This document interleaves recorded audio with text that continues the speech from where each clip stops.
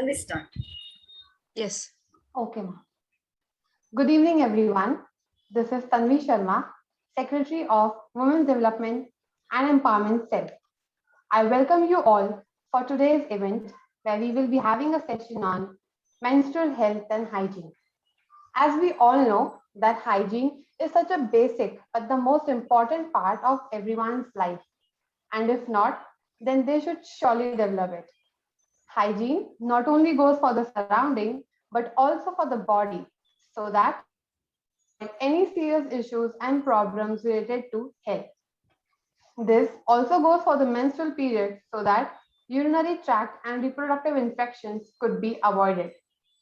So, before starting the session, I would request Aarti ma'am to give us a virtual tour of our college.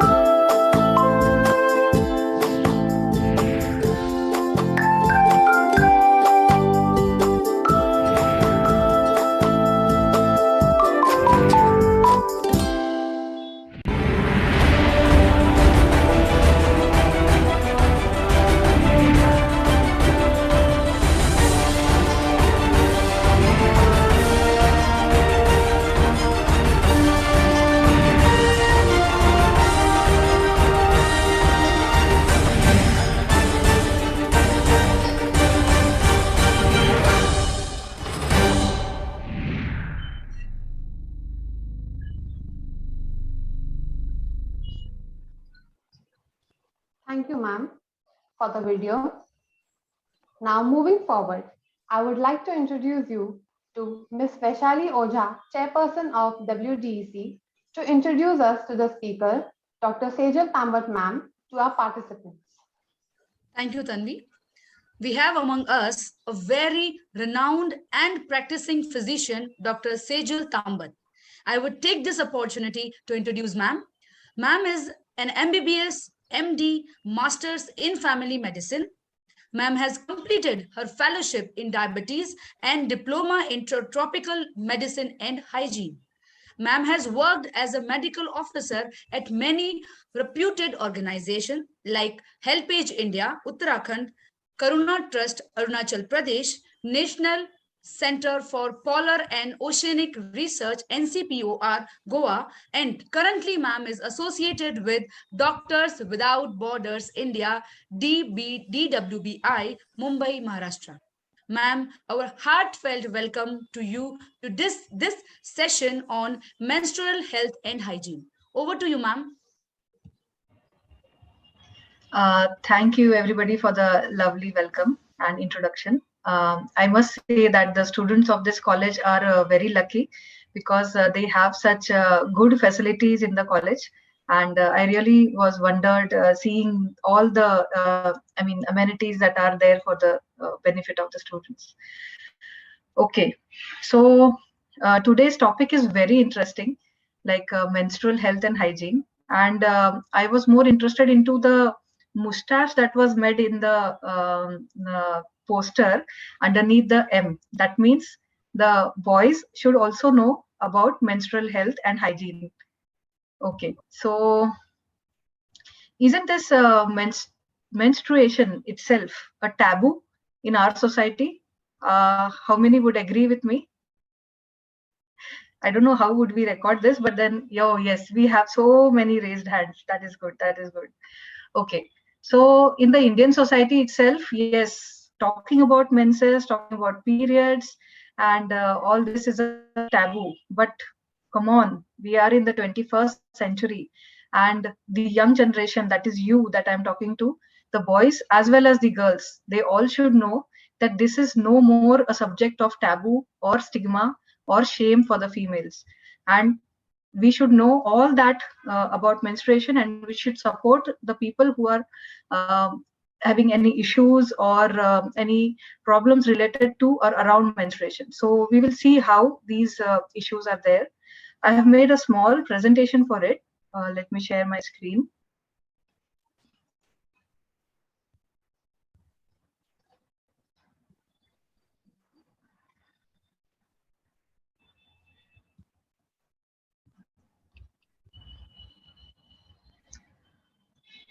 Ma'am, if the screen is on full screen mode, just make it as a minimized. Yes, it is visible. Yes.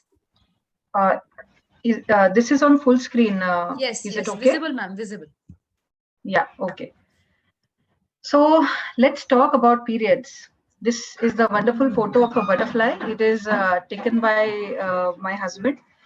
And this resembles that the females, the female should be liberated like a butterfly, and they should not be, they should not be restricted in their day-to-day life, somehow which happens in our society. So today, I'm going to talk about what is puberty, the various reproductive phases of life, the physiology of menstruation, menstrual health and hygiene, issues related to menstruation and taboos, and lastly, why should boys have all the fun? So what is puberty? So as everybody knows that puberty means reaching adulthood, and at the phase where you are not even an adult and not even a child, that is known as an adolescent.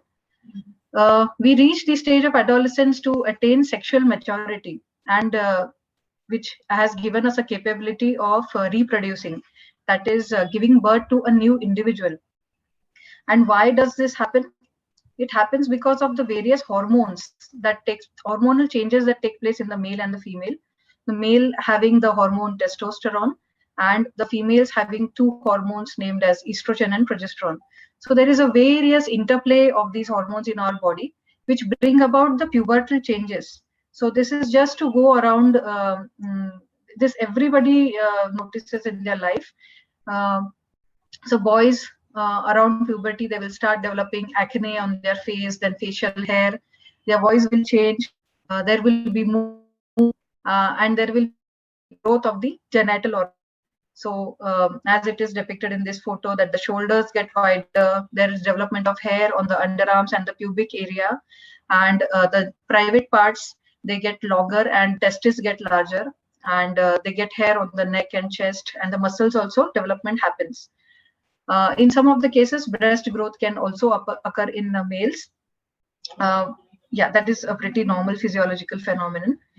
In girls, again, because of estrogen and progesterone developing, so there will be change in the body shape. There will be more, the hip bones will be wider, and there will be more fat deposition around the hips and weight gain around the hips.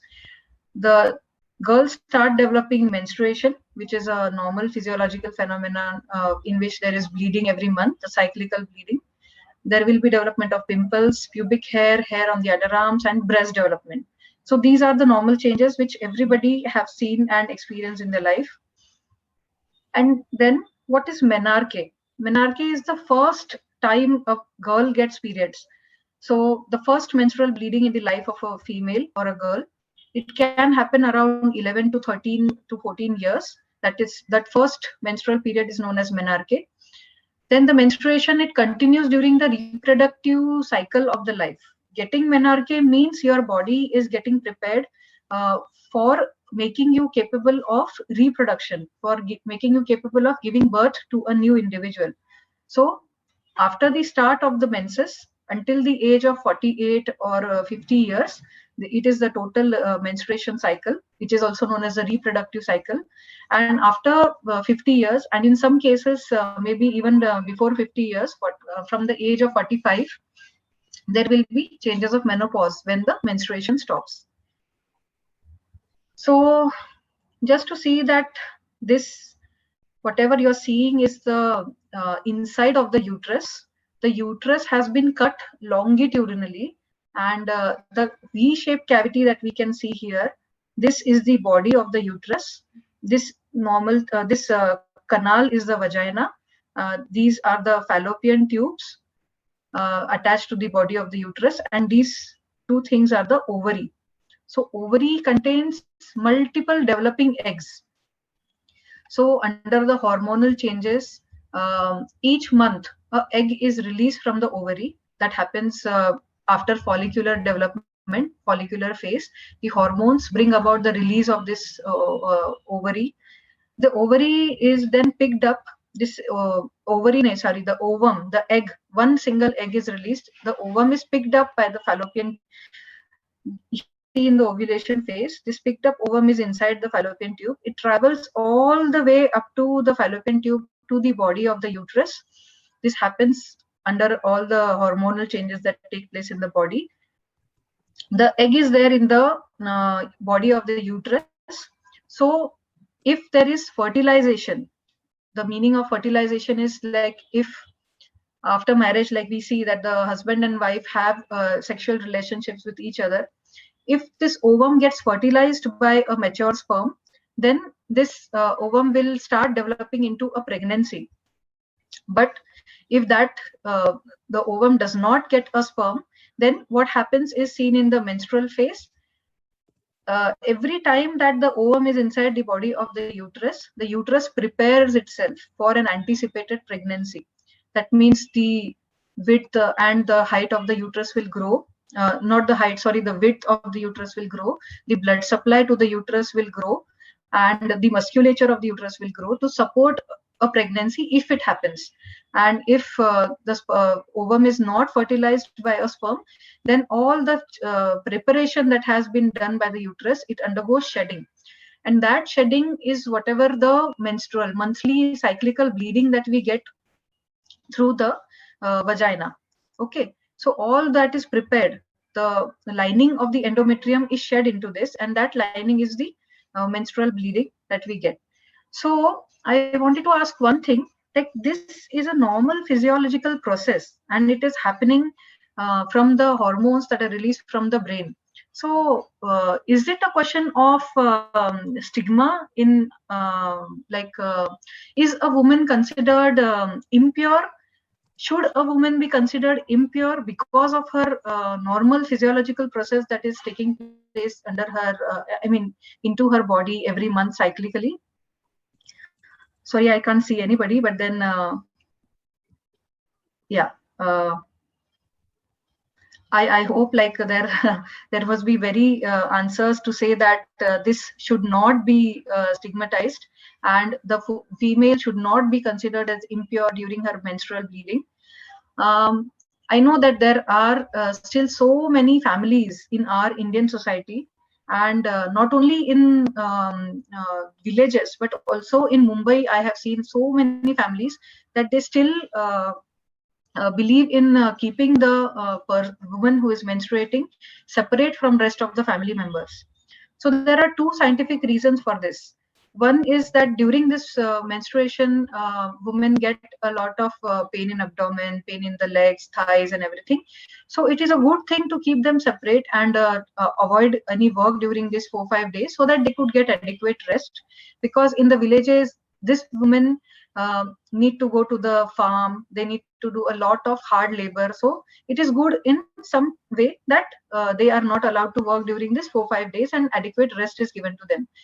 But in addition to this particular culture, the another tradition that is just followed blindly is they treat these women as untouchables. They don't allow this woman to touch any other clothes in the house or touch any other person in the house, consider her as impure or as untouchable, and whatever food or anything she wants, she is not given into the hands. This has happened in my own house in the village, where my grandmother and my aunts and they have undergone these stigmatization during menstruation, and they have faced these difficulties. So just because God has given the woman a power to reproduce and to give birth to a new individual, and it is such a wonderful thing that a woman has a power to procreate. So this particular normal physiological process should not be stigmatized or should not be considered as a taboo. I think I have made very clear like what is the physiology and why it should not be considered as a taboo. So we will see further like how what are the understandings of the people that consider this as taboo. Yeah, as I said that if the ovum does not get if the ovum gets a sperm and it is fertilized, then this beautiful child is developed inside the womb, and menstruation will stop for altogether 9 months until this child is delivered out of the woman. And if there is no sperm, then the normal process of menstruation will take place. So what happens during the periods to girls? Generally, there will be a lot of mood changes. There can be pain in the breast, lower back pain, then abdominal pain. Some people may have headache, acne development can be there. This everybody must have experienced. And some girls may have increased appetite. So all these are the normal physiological changes taking place because of the hormonal changes that are taking place during and before the menstruation. So here, now let me tell you a story of the menstrual cloth. So in this particular photo, you can see that there is a wall and there are few rags of clothes which are tucked into it. So this photo actually speaks a lot of words. Actually, it tells a lot of stories. Why these clothes are tucked like this into the wall? Because this cloth, cloth itself is a stigma. The woman is not given enough freedom to wash her clothes properly and also to sun dry them. And what to say, these clothes are also not new clothes, like they are the old used clothes. Mother has used them, then the daughter is also using them, maybe the sister is also using them. So there is no freedom for the woman to choose by herself like what she wants to take care of herself during her menses. So there is a very sad story that related to this cloth. So in one particular village, I am not able to recollect like which particular village was that, but there is an organization known as Goonj. I have written the name over here. So this Goonj is now into making this cloth sanitary napkins. So I will tell about it later. But what Goonj had told us about one story of one particular female was that this female used a, a blouse of her own sari, cotton blouse, which had hooks also into it for menstruation. So over the years, because of the dampness of menstruation and every time use and then washing and everything, the hook got rusted. She kept on using this cloth again and again in every cycle, and then ultimately she developed a disease known as tetanus. Tetanus सबको पता होगा, हम लोग TT का injection लेते हैं. So tetanus is a very common disease. These bacteria are present everywhere in the soil, and like to prevent the disease, we have to get ourselves immunized properly. But this can happen because of that rusted hook also. That woman ultimately she developed tetanus because of the usage of this rusted hook in her menstrual cloth, which was a blood. And ultimately because of that disease, because that disease can be prevented by a very simple vaccination. That vaccine may be costing 20 rupees to 30 rupees in any of the medical store, but the disease itself, when anybody develops a disease of tetanus, there is no treatment for that, and ultimately slowly the person dies because of the paralysis of the entire body slowly. So it is a very disastrous disease. So after coming across the story of this particular lady, the organization known as Goonj, it came up with the idea of collecting old clothes from from the people. So this organization is working in many cities. I have myself visited their office in Delhi. So what they do is they will ask you to give your old clothes. They will also accept the old toys, old books, old furniture, whichever you want to discard. These people will repair it, whatever is possible, they will repair it, and then they will give it to one particular village. Not just to any village, but in the village where some disaster has happened, or where some social activity needs to be done, like building a bridge over the river, or making a road or something like that. So this organization will give these people, they will ask the people to do these particular works in their particular village and give these used items which are refurbished, that means which are repaired, in reward to the gift, reward to the people who have done work for that particular village. So these clothes also has a story that they collect old clothes, they wash it, and whatever are the usable parts of the clothes, they will cut it into the shape of the sanitary napkin, and they will make it into 2-3 layers, stitch it together, and then they will make packets of these cloth pad, and then they will give it to the needy, or they will sell it themselves for the people to use it. So the best thing about the cloth is that if you are using it properly, and if you are washing it properly and adequately sun drying it, then there are no chances of infection or any issues with the menstrual tract. But then if the cloth develops some fungal infection because of improper storage or improper drying or not proper washing, so there are many issues around not washing the cloth properly. As it is, the girls themselves, they are very shy of washing or displaying their pads or anything in front of the family members also. So that itself becomes a big problem.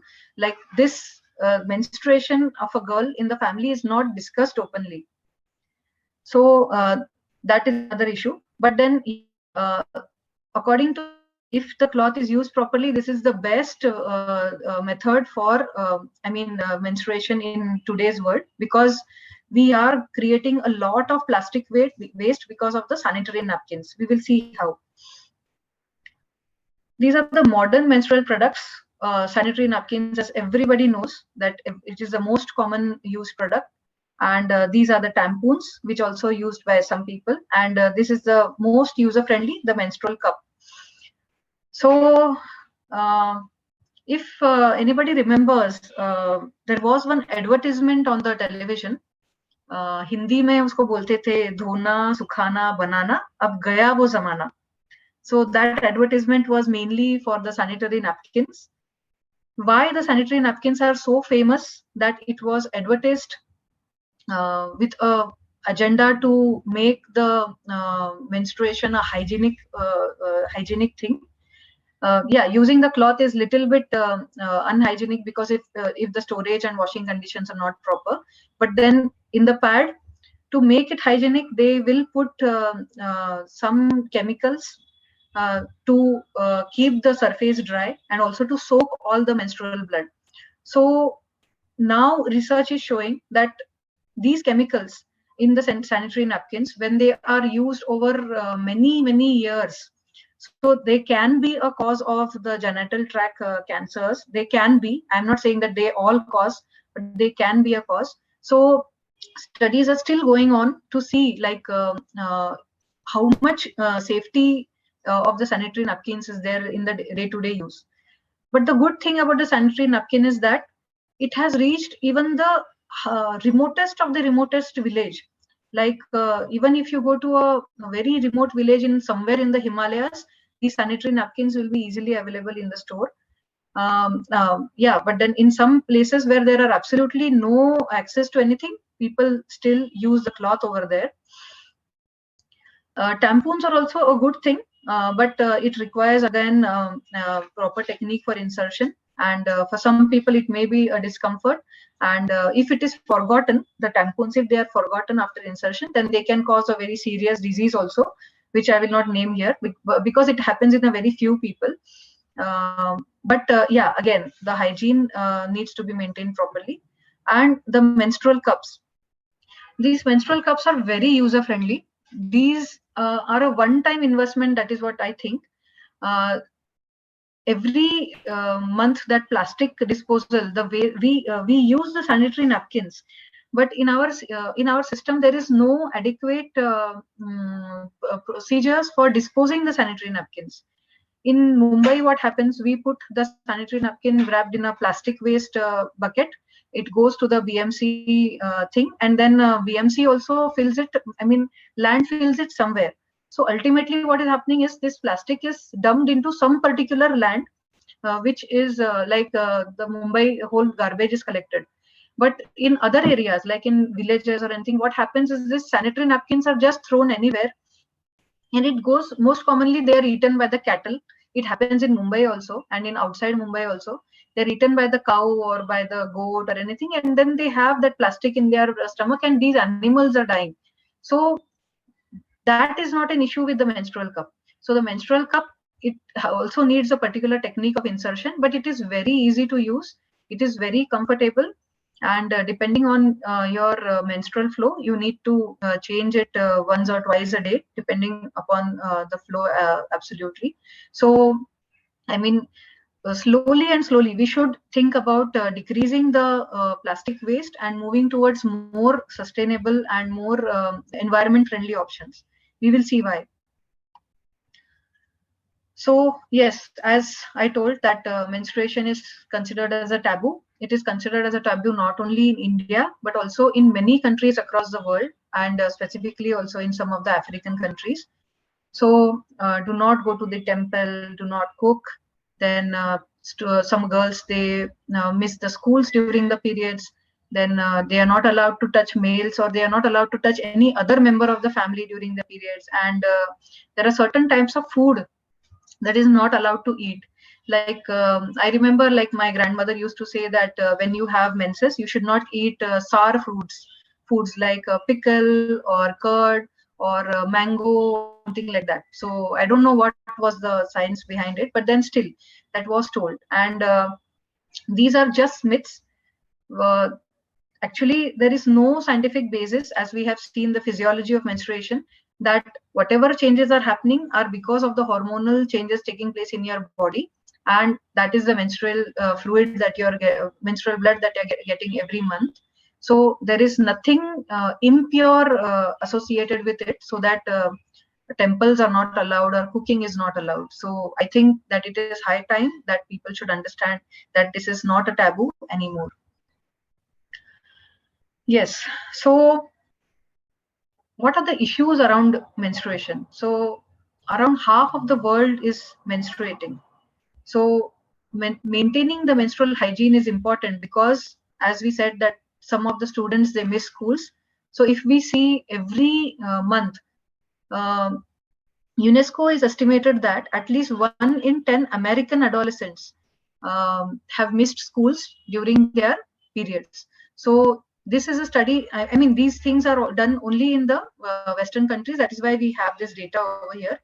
Missing the schools, then women who are working, they are also like missing the 4 or 5 days of their work, which is affecting the economy of the country.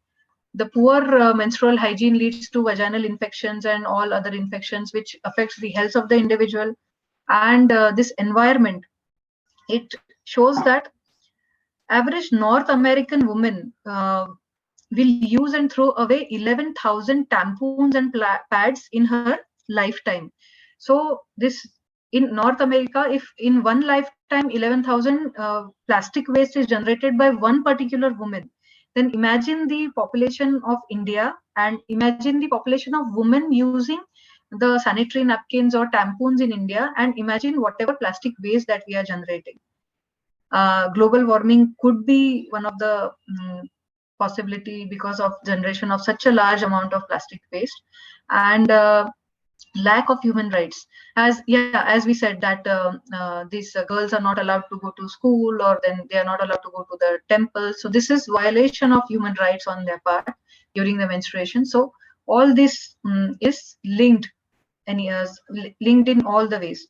So ideally what should happen, that all the schools, the workplaces, public toilets in Mumbai, and all the toilets at home, they should have public toilets, they should have separate toilets for males and females. That is already happening.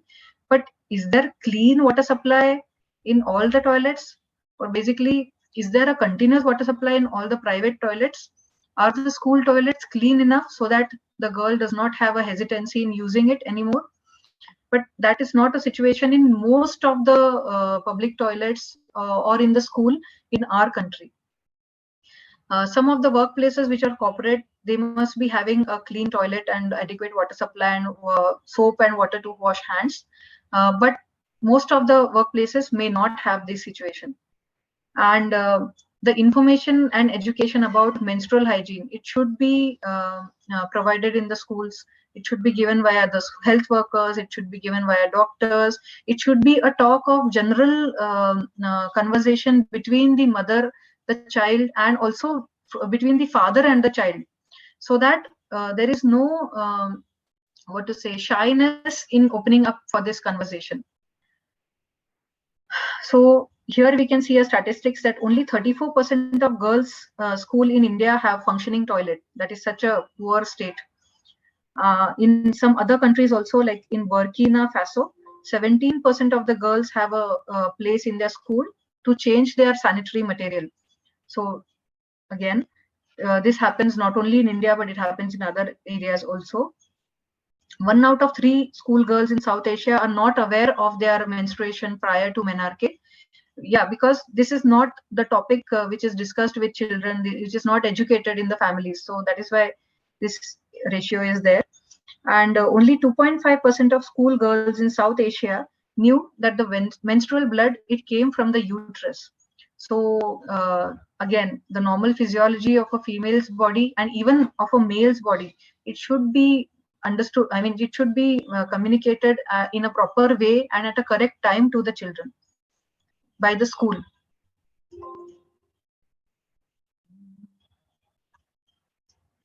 Yeah. The next thing is, the situation should be that hygienic sanitary products, they all should be easily accessible and affordable. Now, here affordability, when it comes as a matter of fact, if we can see the cost of 7 pads of Whisper Ultra, I think it must be costing somewhere around 250 minimum rupees, minimum 250 rupees. And the tampons, because it are not so popularly used in our country and they are not popular in themselves, they are also costly. And the menstrual cups, like I am saying that it is a one-time investment. um, I am using it myself, and the menstrual cup that I had bought 4 years ago, it costed me around 1200 rupees for the cup, and it has been 4 years now. So affordability, when it comes as an affordability, so these products should be made more affordable by the government, because this is the necessity of every woman around the world. And also there should be safe disposal of these particular materials that are to be used. Menstruation is considered normal and taboos and stigma no longer exist. Yeah, over here it is shown that what other things that are used as by the as sanitary material are. Some of the women, they used rags, dried leaves, grass, ash, sand, newspaper, or socks to soak the menstrual blood, because they do not have access to affordable and hygienic and safe products. As I said, that these tampons and pad, they contain harsh chemicals, including pesticide digoxin. Digoxin is one serious environmental pollutant. These all pads are, they go into the landfills, and the effect of the landfill, I mean, all the land filling by these chemicals and plastic is that they will pollute our groundwater. And once the groundwater is polluted, that means whatever farm we have in our country, all those farms produce will also be polluted. Like the rice we eat or the fruits we eat, everything will be polluted, and then it would be like a slow poison into our body, which is very harmful. In Kenya, they have said that menstruating women are not allowed to touch cows or milk cows for the fear that the cow will get sick. Oh, this is another taboo that they are following. And in Bangladesh, the girls are confined indoors when they get their first menstrual period. And in Nepal, it happens every time a woman or girl menstruates. So this is the Menstrual Hygiene Day that is celebrated on 28th of May. The most important thing is to break the silence, and the most important silence is present at the home and at the school. So talk about it, remove the stigma, and also support the women and girls in your life, so that they can feel supported and lead a good life. So in spite of these issues, how to maintain menstrual hygiene? As I already said, that the clothes should be sun dried. The clothes should be dried without any shame outside in the sun, and it should be stayed in a clean place in a cupboard with dignity. I have myself seen that my mother used to keep her menstrual cloth initially when she was menstruating in some very bad, plastic bags, and it used to be dumped in one corner of the cupboard. So when I was getting my first menses, so she took out that cloth from somewhere and then she gave me, and I was like, that cloth was so in a dirty condition. How am I able to use that? And that time she was also under the situation that the menstrual pad, she was not using it, she was always using the cloth, so there were no pads at home. So she was also wondering, like, how can I make my own daughter to use that cloth which I have used all my life? So these were the issues. So if a woman is supported in her family by her father or by her husband or by her brother, then this issue of shame and stigma and considering a woman as low dignity, these all things will be taken out from the family. As we discussed about the sanitary napkins, the usage can be decreased to reduce the plastic waste. The menstrual cup, yes, again, hygiene needs to be maintained in this. The cups need to be boiled before use and even sometimes after use. During the usage, they can be cleaned simply with a small amount of water, like a mug of water, soap and water, and they can be dried and then properly stored in a clean bag. And also the same thing goes with the tampon. The tampons cannot be boiled, but then they are one-time use, and again they need to be disposed of hygienically. Why should boys and men they know about menstruation? Again, it is very important because they should understand what are the practicalities of reproduction. When the boys or the girls they are maturing, there are so many chemical changes taking place in the body because of the hormones that there is an increased sexual drive. When a particular boy or a girl is educated regarding the responsibility of reproduction or the correct way or the correct time of reproduction, then unwanted pregnancies can be tackled, or it can be decreased in the future.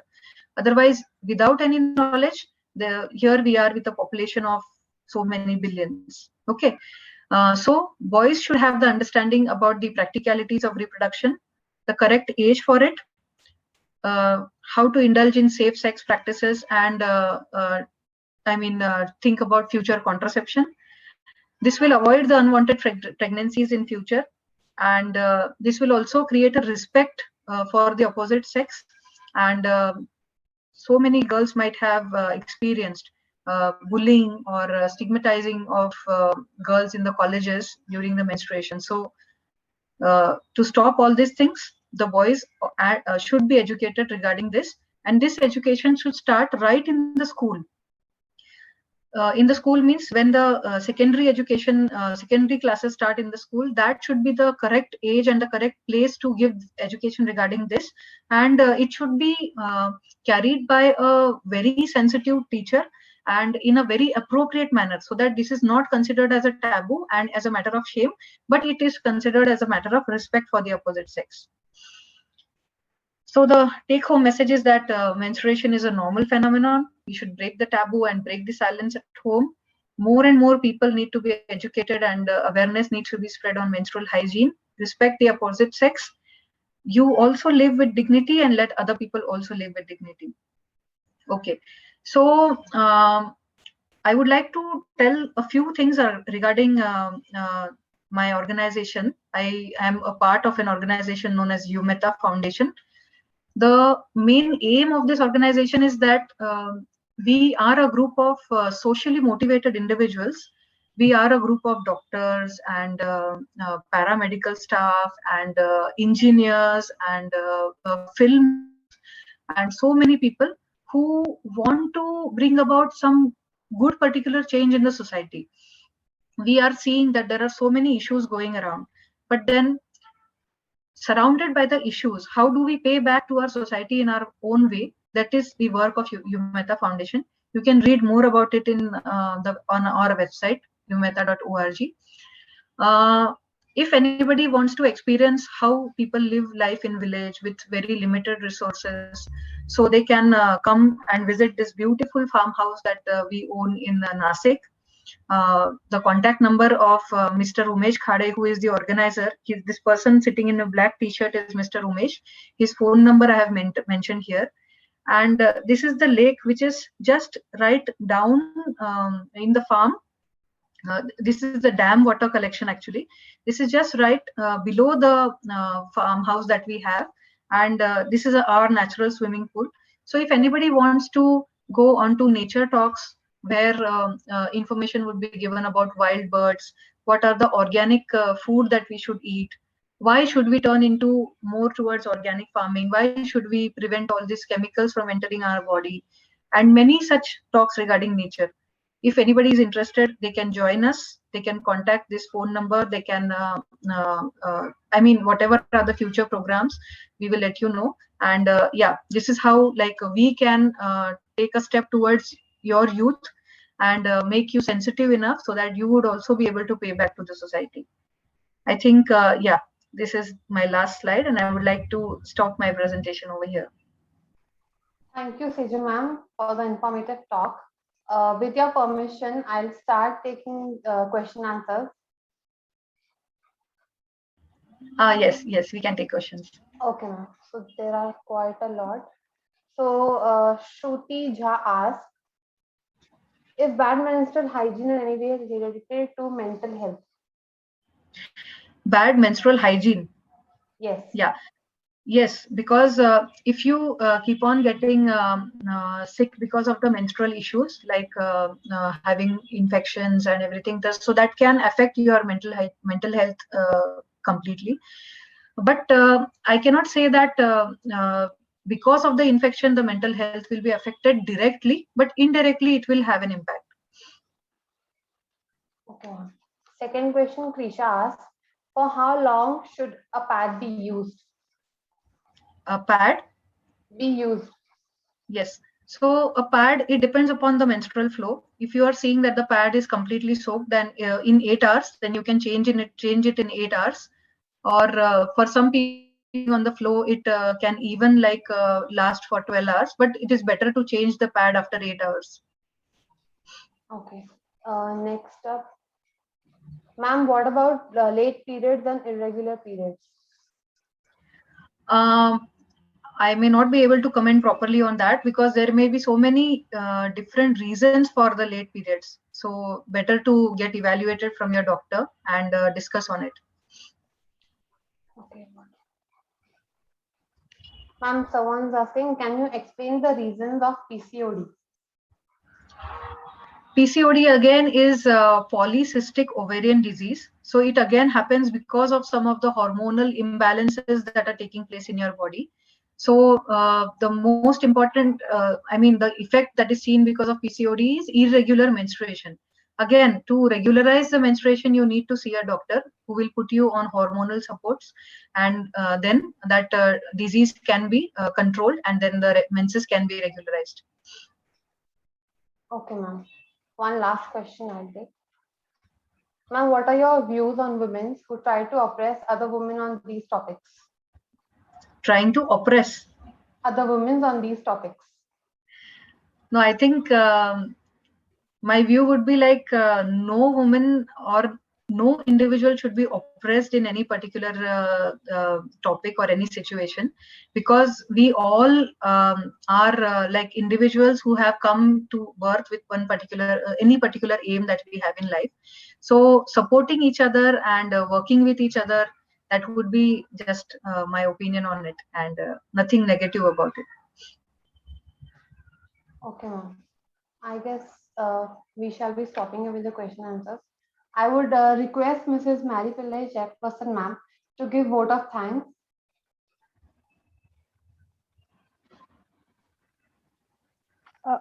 Good evening to each and everyone present for this beautiful session on a very pleasant day. It is indeed my privilege and honor to extend our immense gratitude and thanks on behalf of the Women Development and Empowerment Cell of K.S. Shroff College of Arts and Commerce, Kandivali West. Let me take this opportunity to thank our excellent and very cooperative management and dear principal, Dr. Lily Bhushan, and vice principal, Dr. V.S. Kannan sir. Ma'am, thank you so much for being a great leader that we can look upon to. I quote Vince D. Leaders are not born, they are made. And they are made just like anything else through hard work. And this is the price we will have to pay to achieve any goal. Ma'am, with grace and patience, you have been guiding us all through in making our program so successful. Thank you so much. Myths and superstitions related to menstruation was very severe in nature in our society earlier. Illiteracy, poverty, and lack of awareness were the major reasons behind menstruation being considered a taboo in the Indian society earlier. Thank you, Dr. Sejal Tambar, for explaining so well about menstrual health and hygiene. Ma'am, it is gracious on your part to spare your valuable time out of your busy schedule We look forward to your help, support, and guidance in the future too. A sincere thanks to all the participants of this session that includes respected teachers and dear students. Without your cooperation and participation, no program can ever be successful. Also, I extend my gratitude to all member students of WDEC, to my fellow members of Women Development and Empowerment Cell, both degree and junior college, for the ceaseless effort they make to arrange various programs successful. Let us be at KES Shroff College always have worked to achieve gender equality and empowerment of our dear students. Let us move forward for a better tomorrow. Thank you. Thank you, ma'am. Sorry to interrupt, Tanvi. Ma'am, Dr. Sejal, ma'am, we have received many questions. With your permission, ma'am, I'll be happy to share the questions on your email, and students will get back to you, because we have this chat as a saved form. Yes. Okay. Yes. Yeah, even I was going to say that I can see a lot of questions in the chat which are unanswered. Yeah, feel Yes. free to email me the questions and I'll reply back. Thank you so much, ma'am. And we have among us the head of Department of Commerce and our backbone of WDEC, Dr. Vanita Isaimani. Ma'am, please unmute your, because aap idhar hain, so please unmute. Good evening, everyone. I had been to college, that's why I couldn't join at 4:30. I just reached now. But I think the responses that has come in the chat box, that itself says that how excellent your talk was. I can make out from that itself. There is nothing to say about. I need not ask anybody also. And the number of respondents is abundance, because you can feel these are the common problems that are faced by women. And they always have an anxiousness to share with somebody, and specifically because you are a doctor, they'll be running to and rushing towards you. Very excellently handled this section, ma'am. Thank you very much. Thank you so much, ma'am. Yeah, thank you. So I think that the feedback form has been shared in the chat box, and over to you, Tanvi, for further instructions. Yes, ma'am. Thank you. Everyone, please kindly fill the feedback link. Otherwise, e-certificates would not be provided. And feedback link will only be shared in this chat. So kindly please fill it. Also, before leaving, I'll request everyone to switch on their videos so that we can capture this moment.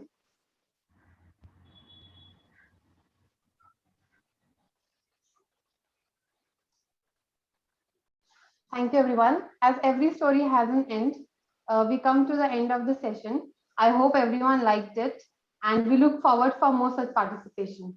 Thank you so much.